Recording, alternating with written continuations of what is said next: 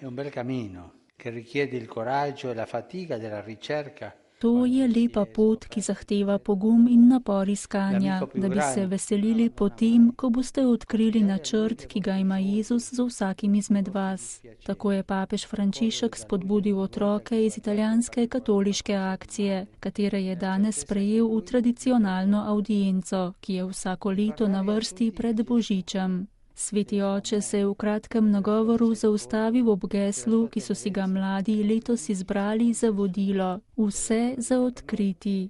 Izhajajoč zlasti iz besede vse, jim je dal 5 predlogov, kako lahko dobro hodijo v katoliški akciji, družini in skupnosti. Primo, non arrendersi mai. Prvič, nikoli se ne predajte, kajti tisto, kar si je Jezus zamislil za vašo pot, se lahko vse zgradi skupaj z vašimi starši, brati in sestrami, s prijatelji, sošolci v šoli, pri verouku, v oratoriju, v italijanski katoliški akciji.